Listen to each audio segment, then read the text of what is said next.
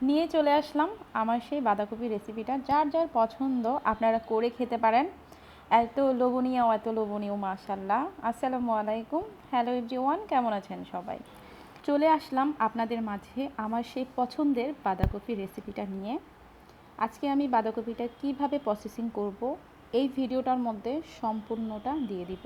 আপনারা ধৈর্য ধরে ভিডিওটা দেখে নেবেন, যারা যারা এভাবে করে বাঁধাকপি খেতে চাচ্ছেন। অ্যাটলিস্ট যারা কিনা কখনোই বাঁধাকপির সাথে কোনো সবজি অ্যাড করে খাননি, কালো জিরা অ্যাড করে খাননি, তাদের জন্য ভিডিওটা। আমি জানি আপনারা রান্নাবান্নায় অনেক শৌখিন, রান্নাবান্না শেখানোর মতো কিচ্ছু নাই। সত্যি কথা বলতে আমি কাউকে শেখাইতে আসি নাই, জাস্ট আমার পছন্দের রেসিপিটা আপনাদের সাথে শেয়ার করা।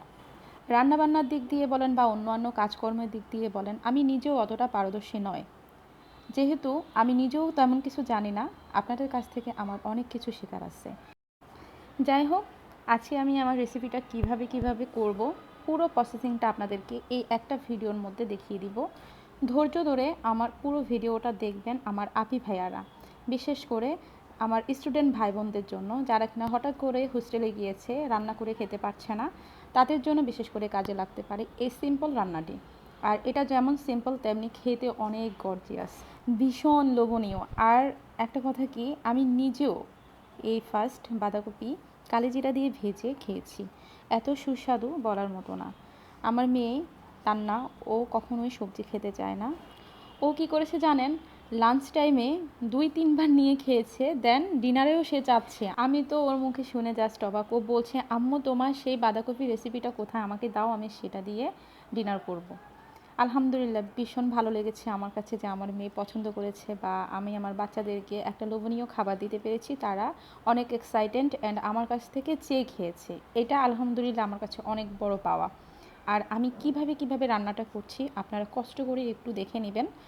আর এখানে আমি ফার্স্ট টাইম দিয়েছি গোটা জিরা, দেন দিয়েছি কালো জিরা, আর এখানে ফ্রোজেন করে রাখা পেঁয়াজ।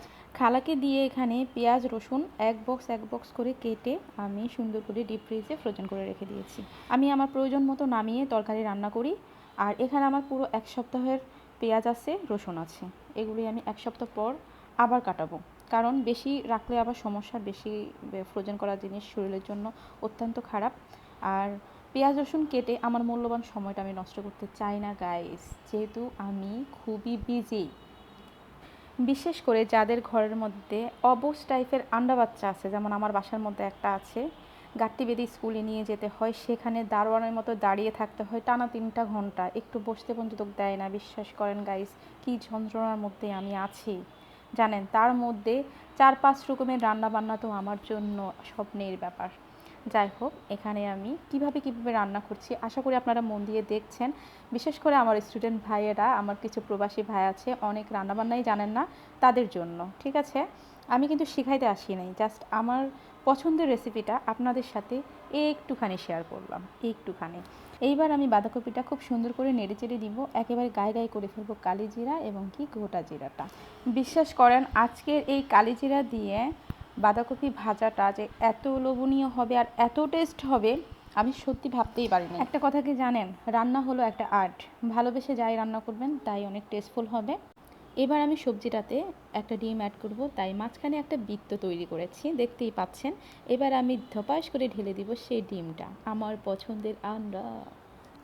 ডিম ছাড়া তো আমার চলেই না। আর এই ভাজিটার মধ্যে ডিম না দিলে তো খেতেও মজা লাগবে না তেমন একটা, তবে এমনিও খেতে খারাপ না, তবে ডিমটা দিলে আমার কাছে একটু বেশি ভালো লাগে, যেহেতু আমি ডিম লাভার। আমি ডিমটাকে বেশি প্রেফার করি। আই লাভ ডিম। ডিমের ঝুড়ি খালি থাকলে আমার মাথা ঠিক থাকে না গাইস, কী বলবো, আমার মনের কথাগুলো আপনাদের সাথে সব ফর করে বলে দেই। যাই হোক, এই যেখানে আমি ছাকানাকা করে একদম নেড়ে চেড়ে দিয়েছি, পাশেই আবার রান্না করছি মাছ। তো মাছটাও আমি রান্না করছি, সেটাও একটুখানি করে দেখাই দিলাম। এখন আমি একটা মাটির সার্ভিং ডিশে সুন্দর করে সার্ভ করব। ওফ, কি সুন্দর ধোয়া উঠছে, খেতে ইচ্ছে করছে না বলেন তো? আমি তো খেয়েই নিয়েছি আলহামদুলিল্লাহ, এত মজা। উপর থেকে ছড়িয়ে দিব ধনিয়া পাতা, ওফ, আরও বেশি লোভনীয় লাগছে। দেখেন, মাশাল্লাহ মাশাল্লাহ মাশাল্লাহ। যারা এতক্ষণ ধৈর্য ধরে আমার ভিডিওটা দেখেছেন তাদের সবাইকে জানাই আমার মনের অন্তরজ থেকে সবাইকে অসংখ্য ধন্যবাদ আর শুভকামনা। সবার জন্য দোয়া। যেই হারে ভূমিকম্প বাড়ছে, আল্লাহ সবাইকে শেফাদান করুক, সবাইকে হেফাজতে রাখুক, এই দোয়াই করি।